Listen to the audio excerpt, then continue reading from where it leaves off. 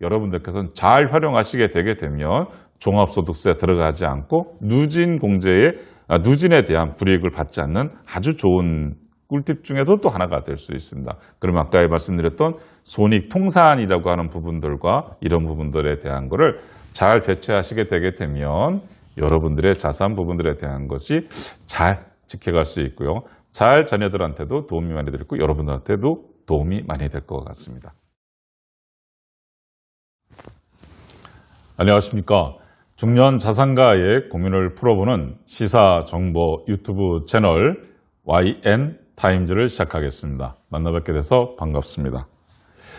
오늘은 미국 주식에 우리가 또 하나 알고 있어야 될 양도소득세에 대한 세금 신고 부분들에 대한 것을 알아보도록 하겠습니다.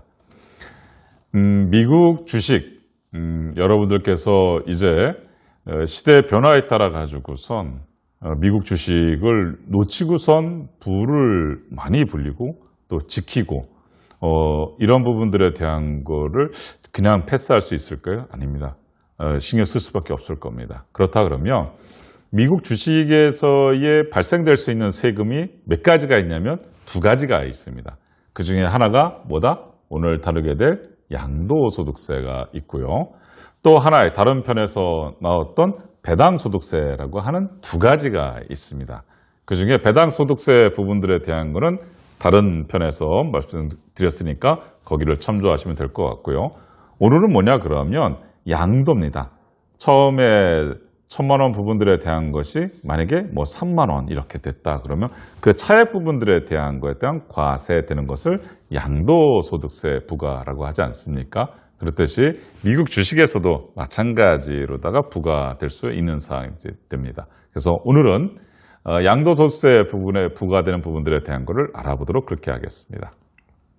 자, 짧게나마 팁식으로 알고 가는 게 미국의 증권거래세 부분들을 잠깐 좀 말씀을 드리려고 적어놨습니다.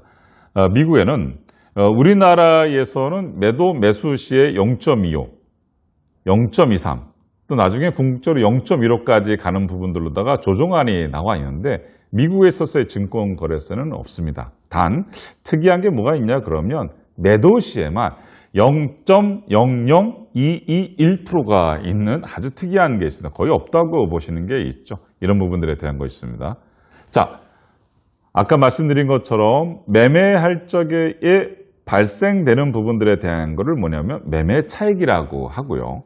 그 차익에 대해서 부과되는 세금이 뭐다? 양도소득세라고 합니다. 그 양도소득세 부분들에 대한 거는 20%, 지방세 2%에서 우리나라에서는 22% 부분들에 대한 양도소득세 부분들에 대한 것이 있습니다. 단 매매 차익 부분들에 대해서 이 부분들에 대한 것은 250만 원까지는 비과세의 혜택을 주는 게 있습니다. 다시 말해서 뭐냐면 250만 원이 초과되는 분부터 이 부분들에 대한 것을 가지고 양도소득세가 부과가 된다라고 하는 뜻입니다. 자, 그렇다 그러면 예를 들어서 그게 무슨 말이죠? 라고 물어보시는 경우가 있습니다. 그래서 그거를 가지고 숫자를 가지고 한번 해보죠. 한 해 동안입니다. 몇 해가 아니라 한 해 동안에 매매 차익 부분들에 대한 것이 1,000만 원이 발생된 경우 아까 기본공제 얼마를 빼준다 그랬었죠? 250만 원을 빼주고 난 나머지 얼마? 750만 원 부분들에 대한 거에 대해서 몇 프로를 한다? 22%를 해주는 겁니다. 그렇다 그러면 그 부분들에 대한 것은 165만 원을 납부하시면 된다고 하는 뜻입니다. 이해가 가시죠? 여기에서 아주 절세 팁도 나옵니다. 절세 팁도 나오고요. 자산을 운영하는 부분들에 대한 방안도 또 나올 수가 있어요. 그거를 뭐냐고 한다면 양도소득의 손익통산을 활용하자라고 저는 말씀드리고 싶습니다. 이런 겁니다. 만약에 A 종목이라고 하는 부분들에 대한 거 어디 뭐 애플에다가 어디를 투자했다고 하죠. 그래서 예를 들어서 그 종목에서 500만 원이 플러스가 났어요. 그런데 지금은 손실이 나고 있는 종목도 있을 거란 말이에요. 그런데 보유는 하고 싶은데 지금 현재 불문에 대한 것은 분명히 손해가 나고 있는 게 있어요. 그런데 그걸 보니까 얼마다? 250만 원이다 이거죠. 그렇다 그러면 이 부분들에 대한 거를 가지고 같이 매도를 하는 거예요. 그러면 손익에 대한 것을 앞에서 말씀드린 게 뭐라 했었어요? 통산한다 그랬었지 않습니까? 통산하게 되게 되면 그 차액 부분들이 얼마 된 거? 250만 원.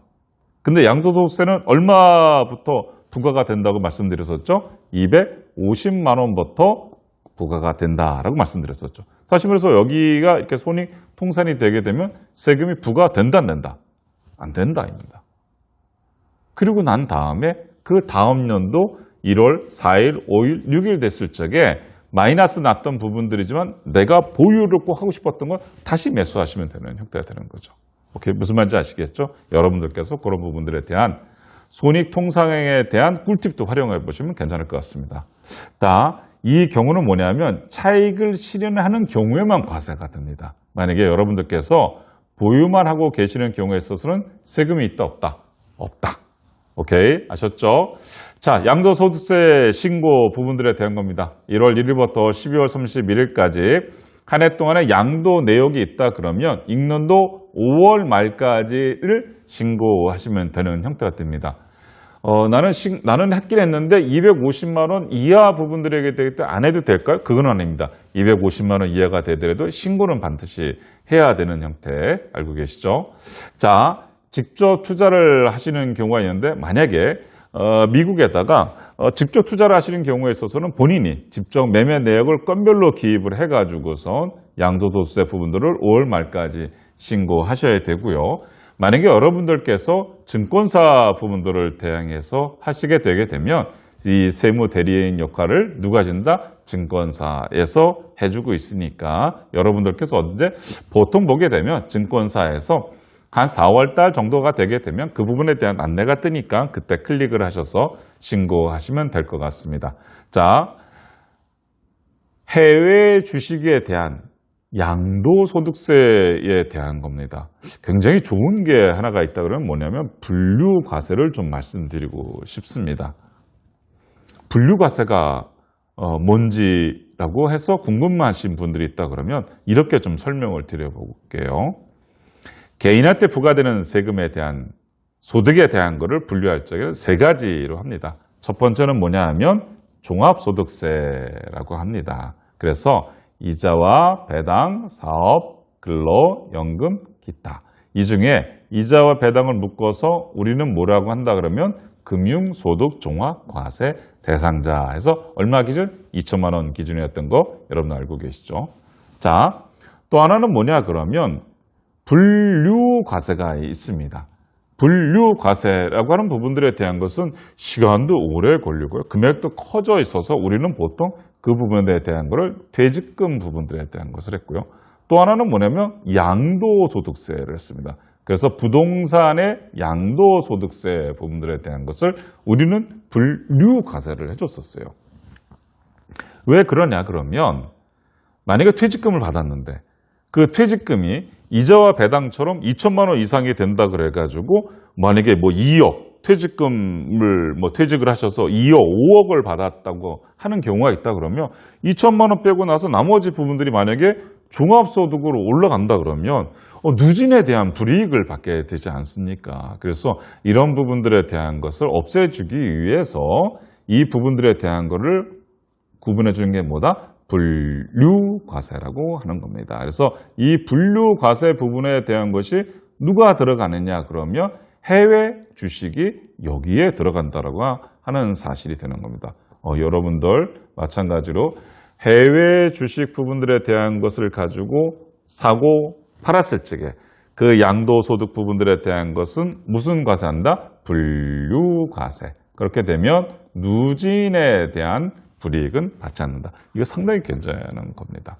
또 하나, 세 번째, 또 하나 뭐였다? 분리과세가 있겠죠. 그래서 개인들이 부담하는 부분들에 대한 세 가지 소득 형태는 뭐가 있다 그러면 종합소득세, 분류과세, 분리과세 이렇게 해서 세 가지 했습니다.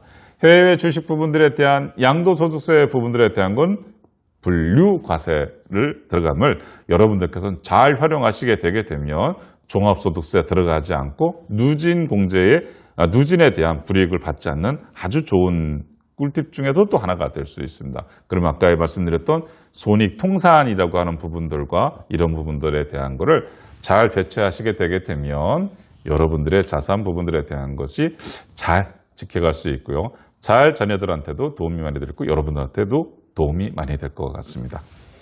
오늘은 여러분들한테 미국 주식에 대한 양도소득세 부분들에 대한 것을 말씀드렸습니다. 여러분들께서 아시다시피 항상 끝날짜에서 말씀드리는 거 구독료 걱정하시고 미안한데 그러지 마시고요. 좋은 방법이 있습니다. 구독, 좋아요, 알림 설정까지 해주시고 나게 되면 구독료 되신 거랑 동일합니다. 계속해서 반복해서 들으시고요. 모르시게 되는 거나 궁금한 게 있게 되게 되면 밑에 하단에다가 저희가 Q&A 부분들에 대한 걸 해놨습니다. 그래서 거기에 질의하시게 되게 되면 저희가 빠른 시간 내에 답변 드릴 수 있도록 성실히 답변 드릴 수 있도록 최선의 노력을 다하도록 하겠습니다. 다음 시간에 또 뵙겠습니다. 고맙습니다.